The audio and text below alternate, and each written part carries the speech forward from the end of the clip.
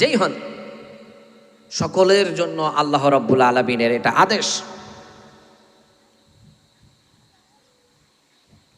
দুর্ব্যবহার করা যাবে না, বরং তাদের জন্য দোয়া করতে হবে। কি দোয়া করতে হবে?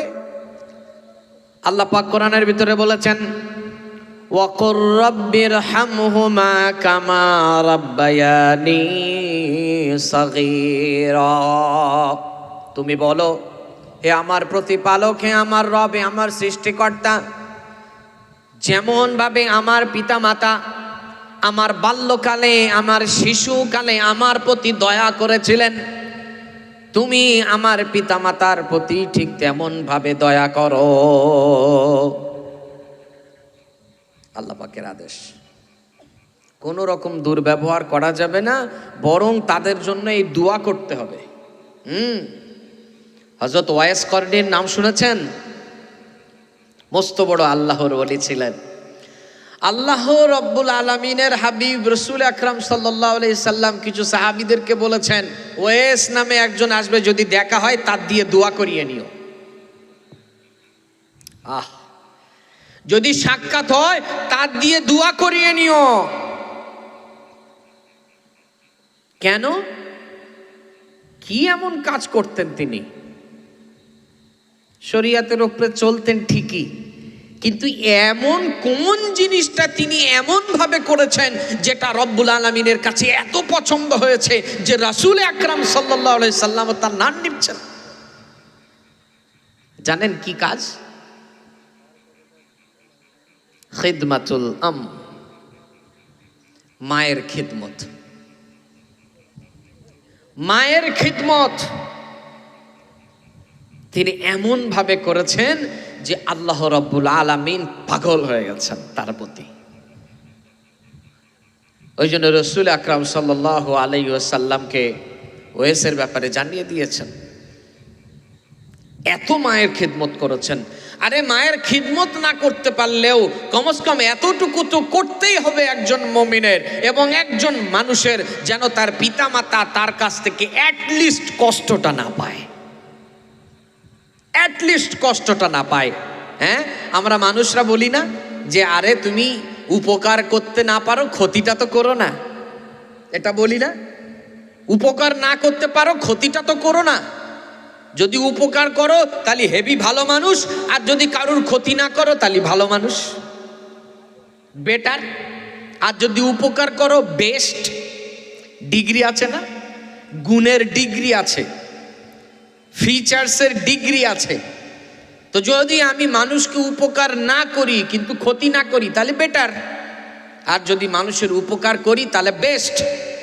আরে পিতামাতার সাথে দুর্ব্যবহার তো করো না, তাদের উপকার না করতে পারো, তাদের খেদমত না করতে পারো, হ্যাঁ কমসে কম তাদের মুখ ঝামটা তো বেরো না, তাদের কষ্ট তো দিও না। আরে রাসূল বলেছেন পিতামাতার পায়ের দিকে সুনজরে তাকাও, তো হজ্জে মকবুলের সওয়াব তোমার আমলনামায় লেখা হবে। কারুর ব্যাপারে বলেন নাই, কারুর ব্যাপারে বলেন নাই। আর আজকাল যুবকদের এবং ইভেন যুবতীদেরও সর্বপ্রথম যাদের সাথে দুর্ব্যবহার করে তারা হচ্ছে বাপ মা। হ্যাঁ, যদি বাপ গরিব হয়, কিছু না করে দিতে পারে, তখন বলে শুধু মানুষ করলেই হবে। কি মানুষ করেছো? প্রাণীর সাথে উদাহরণ দেবে যে ওই অমুক প্রাণীও তো বাচ্চা কাচ্চা মানুষ করে, তোমরা ওরম করে মানুষ করেছো।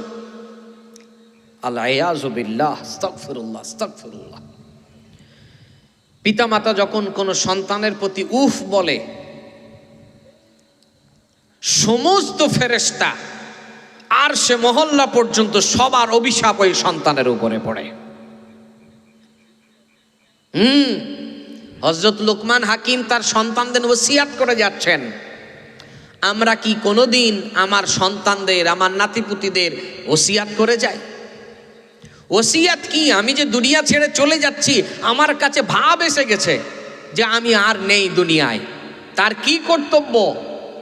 সন্তানদেরকে সৎ পথে চলার ওসিয়াত করে যাওয়া। কিন্তু আমরা ওসিয়াত করি না। আর যদি করেও থাকি, কোন ওসিয়াত করি? ওই জমিটা তুই লিস, আর ওই জমিটা অমুকের দিস, ওই জমিটা তোর বুনির দিস, আর ওই ব্যাংকে এতটা টাকা আছে ওইটা অমুকের দিস, ওইটা অমুকের দিস, তোর মার এটাতে দিয়ে দিস।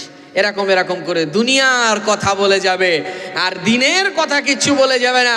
যে বেটা নামাজ পড়িস, আজ আমি চলে যাচ্ছি, কাল তোরও সময় আসবে, আল্লাহর সাথে নাফরমানি করিস না, তোর মার রেখে গেলাম, মায়ের সাথে ভালো ব্যবহার করিস, ওকে কোনো কষ্ট দিস না। এসব কথা বাপের মুখে আসবে না মরণের সময়, মুখে আসবে ওর সম্পদ কি রেখে গেছে, সেইগুলো কি করে ডিস্ট্রিবিউট করবে, সেই সাজেশন দিয়ে যাবে। অথচ শরীয়ত বলছে, শিক্ষা দিচ্ছে, সাজেশন তুমি এমন দাও মরণের সময় যেন তোমার সন্তানদের জন্য, যারা তোমার ওসিয়াত শুনছে তাদের জন্য যেন নিদর্শন হয়ে যায়, নিদর্শন হয়ে যায়। হ্যাঁ, পিতামাতার গুরুত্ব এত বেশি। কোরআন ও হাদিসের ভিতরে এত বর্ণনা এসেছে, যদি শুধু এই বর্ণনাই করি ঘন্টাকে ঘন্টা শেষ হয়ে যাবে। একজন সাহাবীর কথা বলে আমি ফের পরের আয়াতটা নেব। একজন সাহাবী, তিনি ইন্তেকাল করছেন, তানার সাথীরা তানাকে কলেমা বলানোর চেষ্টা করছেন, কিন্তু কলেমা বলতে পারছেন না। ইভেন রসুল আকরাম সাল্লাল্লাহু আলাইহি সাল্লামের কাছে খবর আসলো, ইয়া রাসূলুল্লাহ, ইয়া হাবিবাল্লাহ, অমুক সাহাবীর এই পরিস্থিতি। আল্লাহ রসুল বললেন, ওর বাপ মা কেউ আছে কি দেখো। সন্ধান করে দেখা গেল ওর মা আছে, বলছে ডাকো। দেখে আল্লাহ রসুল জিজ্ঞাসা করছে, মা তুমি কি তোমার সন্তানের প্রতি খুশি?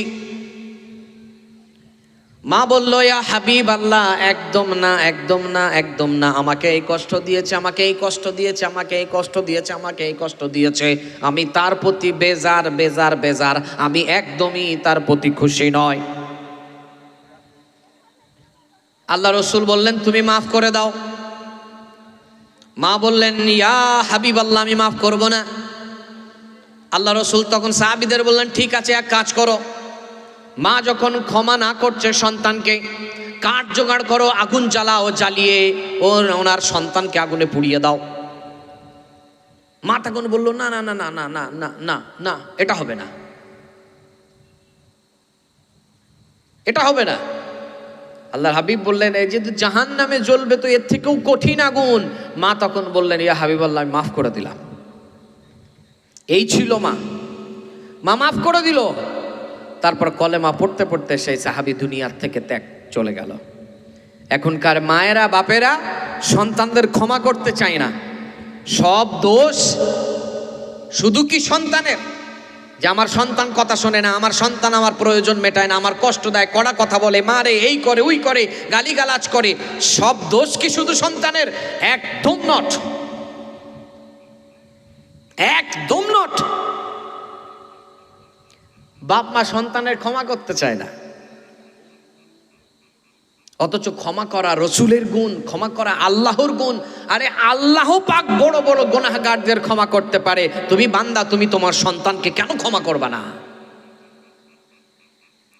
সন্তান যদি বারবার অন্যায় করে, আর পিতা মাতা যদি বারবার ক্ষমা করে আর বলে, বেটা তোরে আমি ক্ষমা করে দিলাম, তুই ভালো হয়ে যা, দেখবেন সন্তান একদিন না একদিন ওর মনে এই কথার দাগ কাটবে যে আমি বারবার মাকে কষ্ট দিই আর বারবার মা আমারে ডেকে ডেকে ক্ষমা করে দেয়, আমি বারবার বাপরে কষ্ট দিই আর বারবার বাপ ডেকে ডেকে আমারে ক্ষমা করে দেয়, সুতরাং আজ থেকে আমি আর বাপ মায়ের কষ্ট দেব না। এই পরিস্থিতি একদিন না একদিন তার মনের ভিতরে আসবে, আসবেই আসবে। ওই জন্য পিতামাতার কেউ সতর্ক হতে হবে। এরপরে হযরত লোকমান হাকিম তার সন্তানকে বলছেন, ইয়া বুনাইয়া ইন্নাহা ইন তাকুম মিসকালা হাববাতিন মিন খারদালিন ফাতাকুন ফি সখরাতিন আও ফিস সামাওয়াতি আও ফিল আরদি ইয়াতি বিআল্লাহ ইন্নাল্লাহা লাতীফুন খাবীর।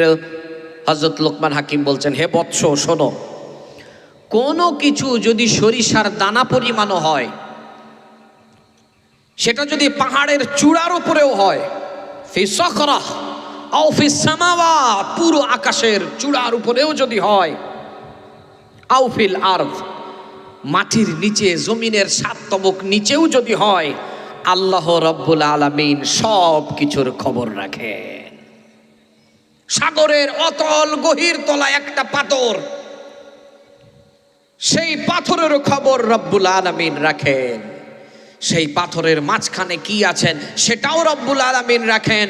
সুতরাং আমি আপনি যদি মনে করি আমি তো ঘরের অন্ধকারে বসে গুনাহ করছি, দুনিয়ার কোনো মানুষ দেখছে না,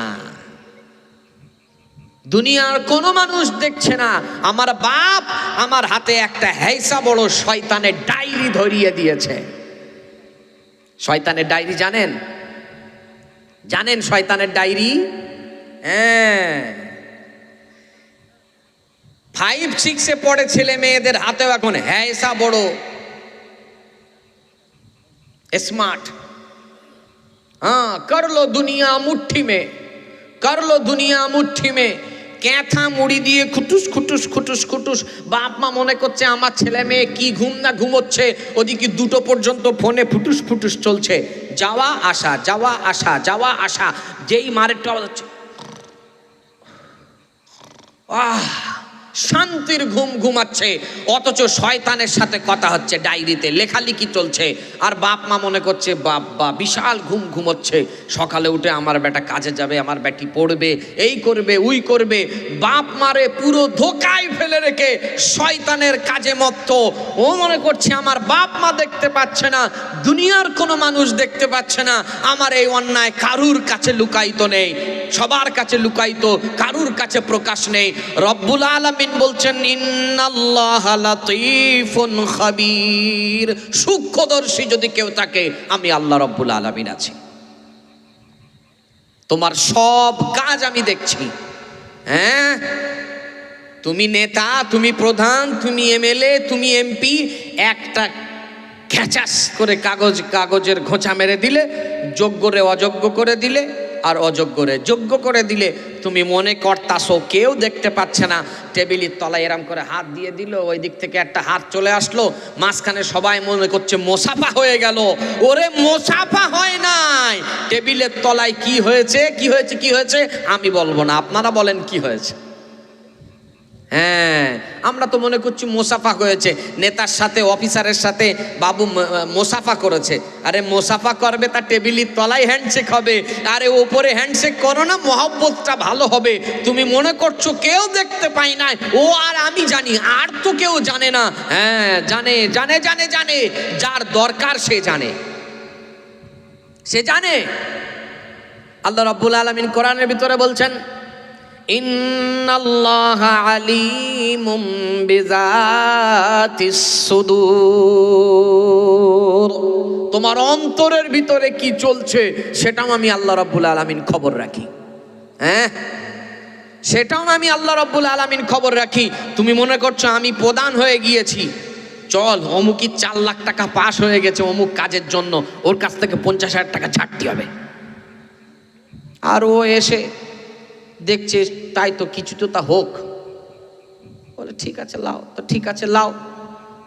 হ্যাঁ, ইনকাম তো করে নিলে, খেয়েও তো নিলে, হজমও করে নিলে, কিন্তু এটা তো ইবাদত নয়। আল্লাহ পাক তো তোমার ইবাদতের জন্য সৃষ্টি করেছেন। আল্লাহ পাক কোরআনের ভিতরে বলছেন ইয়া আইয়ুহান নাসু কুলু মিম্মা ফিল আরদি হালালান তাইয়্যিবা, রুজি যেটা আমি দুনিয়ায় রেখেছি তোমাদের জন্য, পাক ও পবিত্র রুজি খাও, হারাম খেও না, হালাল খাও, হালাল খাও। কারণ তুমি যেখানেই যা করো না কেন রব্বুল আলামিন খবর রাখেন। লোকমান হাকিম তার সন্তানকে ওসিয়াত করছেন, হে আমার বৎস শোনো, তুমি কোথায় গিয়ে অন্যায় করবে? পাহাড়ের চূড়ায়। তুমি কোথায় গিয়ে অন্যায় করবে? পার্টি অফিসের ভিতরে দরজা জানলা বন্ধ করে। তুমি কোথায় গিয়ে অন্যায় করবে? তোমার এসি ঘরের ভিতরে দরজা জানলা বন্ধ করে। তুমি কোথায় গিয়ে অন্যায় করবে? জমিনের নিচে। হ্যাঁ, কেউ দেখতে পাবে না। আল্লাহ তাবারক ওয়া তাআলা বলছেন আমি আল্লাহ সূক্ষ্মদর্শী, আমি দেখতে পাবো এবং এক একটা কাজের হিসাব তোমার কাছ থেকে নেব। আল্লাহ রাব্বুল আলামিন কোরআনের ভিতরে বলেছেন ফামান ইয়ামাল মিসকালা যাররাতিন খায়রান ইয়ারা ওয়া মান ইয়ামাল মিসকালা যাররাতিন শাররান ইয়ারা, অনুপরিমাণ ভালো কাজ করবে সেটাও তোমাকে দেওয়া হবে, অনুপরিমাণ খারাপ কাজ করবে সেটাও তোমাকে দেওয়া হবে। তুমি লুকিয়ে করো, তুমি ঘরের ভিতরে করো, তুমি পাহাড়ের ভিতরে উপরে চলে যাও, তুমি জঙ্গলের ভিতরে চলে যাও, তুমি জমিনের নিচে চলে যাও, আন্ডারগ্রাউন্ডে চলে যাও, যেখানে বসে তুমি সুদি লেনদেন করো না কেন, যেখানে বসে তুমি ঘুষ খাও না কেন, যেখানে বসে তুমি ব্যভিচার করো না কেন, যেখানেই বসে তুমি মিথ্যা বলো না কেন, তুমি মানুষের সমস্ত চোখকে ধোঁকা দিতে পারবে, কিন্তু রব্বুল আলামিনের ক্ষমতাকে ধোঁকা দিতে পারবা না। আল্লাহ পাক সবকিছু দেখবে। হ্যাঁ, ওই জন্য লোকমান হাকিম তার পুত্রকে নসিহত করছেন। বলুন আমরা কজন এমন নসিহত করি? আমাদের অনেক জনের বাপ চলে গেছে, কারুর বাপ এমন নসিহত করে গেছে যে হে আমার বৎস, হে আমার বেটা, শোনো, তুমি পাহাড়ের চূড়ায় যদি অনুপরিমাণ কিছু রাখো, জমিনের 7 তবক তলায় অনুপরিমাণ যদি কিছু রাখো, যেখানেই তুমি লুকিয়ে রাখো না কেন, সাগরের অতল গভীর তলায়ও যদি তুমি লুকিয়ে থাকো, কেউ না দেখে, রব্বুল আলামিন দেখে। সুতরাং কোনো রকম অসৎ পথে তুমি চলবে না। এরকম কোন বাপ তার বেটাকে নসিহত করেছে? কোন দাদা তার সন্তান তার নাতিপুতিদেরকে নসিহত করেছে? বুকে হাত দিয়ে দেখেন, যদি না করে আপনার বাপ, যদি না করে আপনার দাদা, আজকের থেকে নিয়ত করুন, যখন দুনিয়া থেকে যাওয়ার মতন পরিস্থিতি হবে, আপনি আপনার সন্তান সন্ততিদের, আপনার নাতিপুতিদের ডেকে নসিহত করবেন, হে আমার বেটারা, হে আমার নাতিপুতিরা, আল্লাহ বলে একজন আছে, সতর্ক থাকো তার বিষয়ে। এই নসিহত তোমরা করে যাবে। আল্লাহ পাক কেন হযরত লোকমান হাকিমের কথা কোরআনের ভিতরে অবতীর্ণ কেন করেছেন? কোরআন এত গুরুত্বপূর্ণ কিতাব, মুজিজার কিতাব, আসমানি যত কিতাব এসেছে সব থেকে দামি, সব থেকে গুরুত্বপূর্ণ কিতাব আল কোরআনুল কারীম। সমস্ত কিতাবের ভিতরে পরিবর্তন হয়েছে, কোরআনের ভিতরে একটা নুকতা, একটা হরকত, একটা অক্ষর পরিবর্তন হয় নাই, কারণ রব্বুল আলামিন নিজে দায়িত্ব নিয়েছেন, ইন্না নাহনু নাযালনা যিকরা ওয়া ইন্না লাহু লাহাফিজুন। আমি নিজেই কোরআনের হেফাজত করব। কিয়ামত পর্যন্ত কোরআন থাকবে। কেউ কোরআন জ্বালিয়ে দিক কোনো যায় আসে না, কেউ কোরআন পা দিয়ে মারাক কোনো যায় আসে না, কেউ কোরআন ছিঁড়ে টুকরো টুকরো করে ফেলে দিক কোনো যায় আসে না। কোরআনকে জ্বালিয়ে পুড়িয়ে ভিডিও করে সমাজে বিশৃঙ্খলা, উচ্ছৃঙ্খলা, অশান্তি ছড়াক কোনো যায় আসে না। পুরো বিশ্বের লেখা কোরআনকে যদি সাগরে ফেলে দেওয়া হয়, পুড়িয়ে ছাই করে দেওয়া হয়, তাও কোনো না কোনো কোণার থেকে হাফেজে কোরআন উঠে দাঁড়াবে, আর পুরো কোরআন আলিফ লাম মিম থেকে নিয়ে মিনাল জিন্নাতি ওয়ান নাস লিখে ফেলে দেবে। আবার কোরআন ছড়িয়ে যাবে দুনিয়ায়, কারণ রব্বুল আলামিন স্বয়ং ওয়াদা নিয়েছেন, আমার কিতাব আমি অবতীর্ণ করেছি, and definitely I will protect it.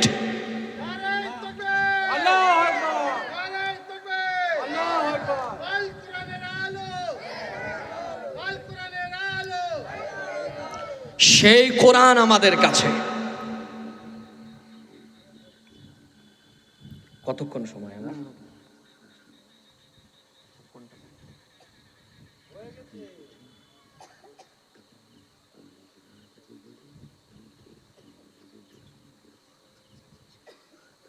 আচ্ছা, তো কতক্ষণ আর সময় কতক্ষণ আমার? আর আধ ঘন্টা নাকি চলবে? হ্যাঁ, বাড়ি যাবো না? ওরে আল্লাহ গো! তো কোরআনুল কারীম আমাদের কাছে এসেছে, এত গুরুত্বপূর্ণ কিতাব। হ্যাঁ, ক বছর সময় লেগেছে জানেন কোরআন অবতীর্ণ হতে? লৌহে মাহফুজে প্রোটেক্টেড ছিল। লৌহে মাহফুজ থেকে ফার্স্ট আসমান, জিবরিল আমিন মারফত আল্লাহর রসুল পর্যন্ত। আল্লাহ পাক চাইলে হুট করে দিতে পারতেন, পাঠিয়ে দিতে পারতেন, হে রসুল যাও, তোমাকে এই কিতাবটা দিয়ে দিলাম তোমার উম্মতিদের জন্য, এই বলে পুরো কোরআন পাঠিয়ে দিতে পারতেন উইদিন ওয়ান গো। কিন্তু আল্লাহ রাব্বুল আলামিন সেটা করেননি। রসুলকে নবুয়াতের ঘোষণা দিয়েছেন রসুলের যখন 40 বছর বয়স। রসুল যখন 63 বছর বয়সে ইন্তেকাল করছেন, তার কয়েক মাস পূর্বে কোরআন পরিপূর্ণ হয়েছে। এবং আল্লাহ রাব্বুল আলামিন শেষ আয়াত অবতীর্ণ করে আল্লাহর রাসূলকে জানিয়ে দিয়েছেন, আলিয়াউমা আকমালতু লাকুম দীনাকুম ওয়া আতমামতু আলাইকুম নি'মাতি ওয়া রাদিতু লাকুমুল ইসলাম দীনা। হে আল্লাহর রাসূল, আলিয়াউমা আজ, আকমালতু লাকুম দীনাকুম, তোমার দিনকে আজকের দিনে তোমাদের জন্য পরিপূর্ণ করে দিলাম। হ্যাঁ, ইসলাম অপরিপূর্ণ? এখন ইসলামের শত্রু খুব বেশি, তাই না? হ্যাঁ, খুব বেশি।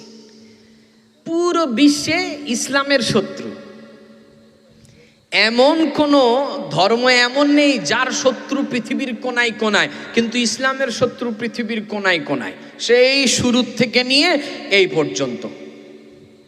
ইসলামের বয়স কত? কত ইসলামের বয়স বলেন? কেউ জানেন না? মাদ্রাসার ছেলেরা জানো না? কেউ বলছে 1450 বছর। ন, এটা ভুল। 1450 বছর বয়স শরিয়াতে মুহাম্মাদির। 1450 বছর বয়স শরিয়াতে মুহাম্মাদির, অর্থাৎ কোরআনের দুনিয়ার বয়স 1450 বছর। কিন্তু ইসলামের বয়স বাবা আদম আলাইহিস সালাতু ওয়াস সালামের সেই আশা থেকে নিয়ে এই পর্যন্ত যত বয়স, ইসলামের তত বয়স। 1450 বছর ইসলামের বয়স বলে একটা রং মেসেজ সমাজে দেওয়া হয়েছে, ভুল কনসেপ্ট। 1450 বছর বয়স শরিয়াতে মুহাম্মাদির, যার নাম ইসলাম।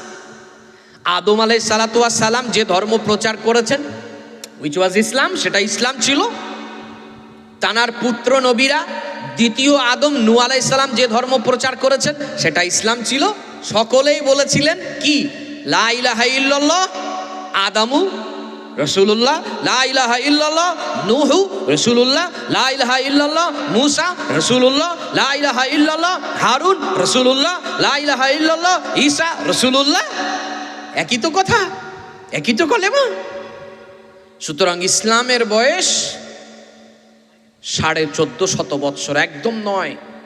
1450 বৎসর বয়স শরিয়াতে মুহাম্মাদির। ইসলামের বয়স তত বছর যত বছর আদম আলাইহিস সালামের বয়স, অর্থাৎ দুনিয়ার বয়স যত বছর, ইসলামের বয়স তত বছর। ওই জন্য ইসলাম মিটবে না। ইসলামের শত্রু সব জায়গায়, স্বাভাবিক। গাদায় ধান থাকলে ইঁদুর তো লাগবেই, ধান না থাকলে আর ইঁদুর লাগে? খালি বস্তা ফেলে রাখলে ইঁদুর ওখানে গিয়ে কুড়কুড় কুড়কুড় করে কি খাবে? ও তো পেট ভরবে না। হ্যাঁ, ধান থাকবে তারপরে তো কুড়কুড় কুড়কুড় করে খাবে আর ওর পেট ভরবে। ইসলামের বিরোধিতা না করলে তো পেট ভরবে না। হ্যাঁ, হিংসাত্মক পেট ভরবে না। কোরআন না ছিঁড়লে, না জ্বালালে হিংসাত্মক পেট ভরবে না। ওই জন্য তো যাই হোক, যেখানে আমি ছিলাম, হযরত লুকমান হাকিম তার পুত্রকে নসিহত করছেন, হে আমার বৎস, শোনো, অনুপরিমাণ কোনো কিছু যদি পাহাড়ের চূড়ার উপরেও থাকে, আসমানের উপরেও থাকে, সাতবক জমিনের নিচেও থাকে, ইয়াতি বিহাল্লাহ, আল্লাহ সেটাকে উপস্থিত করবেন। কেন? ইন্নাল্লাহ লাতীফুন খবীর, তিনি সূক্ষ্মদর্শী, সব কিছুই দেখেন, সব কিছুই তানার নখদর্পণে, কোনো কিছু তানার অজানা নেই। এই নসিহাত তিনি করেছেন। আল্লাহ পাক এত পছন্দ করেছেন নসিহাতটুকু, আরবি ভাষায় এটাকে কোরআনের আয়াতে নিয়ে এসে জিবরিল আমিন মারফত রসুলের কাছে পাঠিয়ে দিয়েছেন। হে হাবিব, চলো, লুকমান হাকিমের পুরো ওসিয়াতটা আমি কোরআনে অবতীর্ণ করে তোমার কাছে পাঠালাম, তুমি বিশ্ববাসীকে শুনিয়ে দাও, বিশ্ববাসীকে তুমি শুনিয়ে দাও, আমার উম্মতিদেরকে তুমি শুনিয়ে দাও। এটা তো একটা শিক্ষা। আমরা ওসব ওসিয়াত, ওসব নসিয়াত করব না। হ্যাঁ, মরে যাচ্ছে বাপ এমপি, মরে যাচ্ছে, হ্যাঁ বেটার নসিহাত করছে, দেখ আমি তো মরে যাচ্ছি, এখন তুই যদি এমপি এমএলএ হতে পারিস তো সেইটা দেখ। বাপের চাকরি আছে, বাপ মরে যাচ্ছে, বেটারে ওসিয়াত করে যাচ্ছে আমি তো মরে যাচ্ছি, আমার চাকরিটা যাতে তোর হয় সেই চেষ্টা করিস। কেউ বলে না বেটা তুই মুমিন, আল্লাহকে মানিস, অনু পরিমাণ জিনিসও যদি কোথাও থাকে, ছোট্ট পরিমাণ কাজও যদি তুই কোথায় করিস, আল্লাহ রব্বুল আলামিন কিন্তু সেটা দেখে। সুতরাং আল্লাহর ব্যাপারে সতর্ক থাকিস। এই নসিহতটা কোনো বাপ তার বেটাকে করে না, শুধু বেটার ব্যাপারে কমপ্লেন আর কমপ্লেন। যেখানেই যাও বাপের সমস্যা বেটার নিয়ে। ভুল কি শুধু বেটার একা? হ্যাঁ, এরপরে নসিহত হযরত লুকমান হাকিম তার পুত্রকে করছেন, ইয়া বুনাইয়া আকিমিস সালাতা ওয়া উমুর বিল মা'রুফি ওয়ানহা আনিল মুনকারি ওয়াসবির আলা মা আসাবাক ইন্না যালিকা মিন আজমিল উমুর। মরে যাচ্ছে, মরে যাওয়ার আগে বেটাকে বলছে, এ বুনাইয়া, এ আমার পুত্র বৎস শোনো, আকিমিস সালাহ। দুটো তিনটে ওসিয়াত গেল, শিরিক করবে না, পিতামাতার সাথে ভালো ব্যবহার করবে, আল্লাহর ব্যাপারে সতর্ক থাকবে। এরপরে নসিহাতটা শুনুন, নিজের সন্তানকে করছে আকিমিস সালাহ, নামাজ কায়েম করবে। হ্যাঁ, আমরা নামাজ কায়েম করি।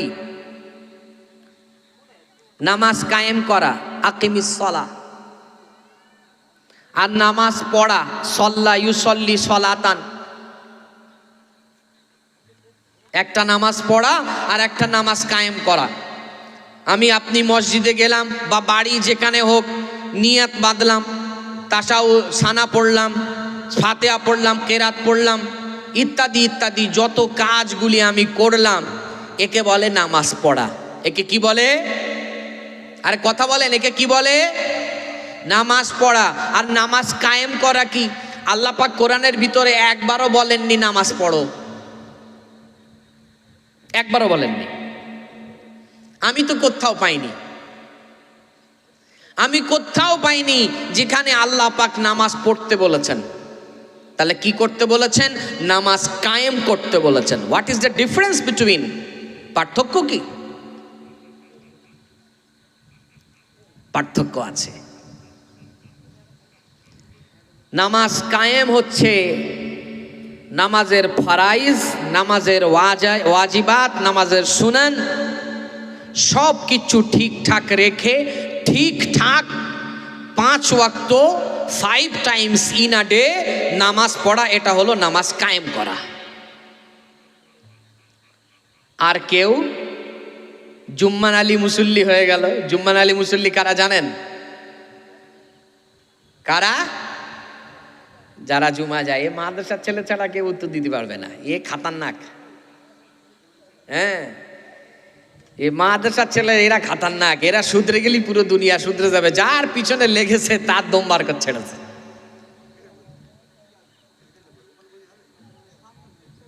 তো জুম্মান আলী জুম্মা নামাজ পড়ে, ওরা হচ্ছে জুম্মান আলী, জুম্মান মুসল্লি। তো সেলিমউদ্দিন এখন চলে গেল শুক্রবারে শুধু জুম্মার নামাজ পড়লে, কলিমউদ্দিন চলে গেল শুধু শুক্রবারে জুম্মার নামাজ পড়লে, জবিউদ্দিন চলে গেল জুম্মার নামাজ পড়লে, আর সারা সপ্তাহ কোনো খোঁজ নাই। ও নামাজ পড়লো কিন্তু নামাজ কায়েম করলো না। আল্লাহ পাকের যেটা আদেশ নামাজ কায়েম করা, সেটা করলো না। নামাজ কায়েম করতে বলেছে আল্লাহ পাক, নামাজ পড়তে বলিনি যে তোমার যখন মন চাবে তুমি তখন যাবে আল্লাহু আকবার। আরে আল্লাহু আকবারও কি করে বলতে হয় তাও জানে না, সানা সুবহানাকা আল্লাহুম্মা কি করে পড়তে হয় তাও জানে না, বুড়ো হয়ে যাচ্ছে নামাজ কি করে পড়তে হয় তাও জানে না, আবার বললি ভুলভাল পড়ে বললি বলে ও আমি জানি না, তো আল্লাহ পাক ক্ষমা করে দেবে। কাঁচকলা, কাঁচকলা জানেন? কাঁচকলা, এই কাঁচকলা, এমনি কাঁচকলা তো খাওয়া যায়, এই দেখানো কাঁচকলা। আমি পড়তে পারি না, আল্লাহ পাক ক্ষমা করে দেবে। আরে কদিন ক্ষমা করবে?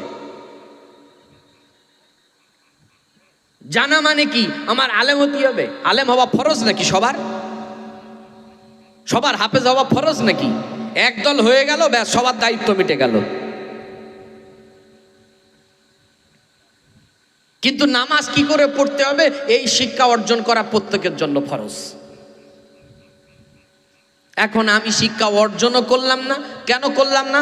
মাদ্রাসায় যাইনি। আর মাদ্রাসায় যাবে কি করে? তুমি তো বাপের ভালো সন্তান ছিলে, সভ্য ভদ্র নম্র ছিলে, ওই জন্য তুমি মাদ্রাসায় যাইনি।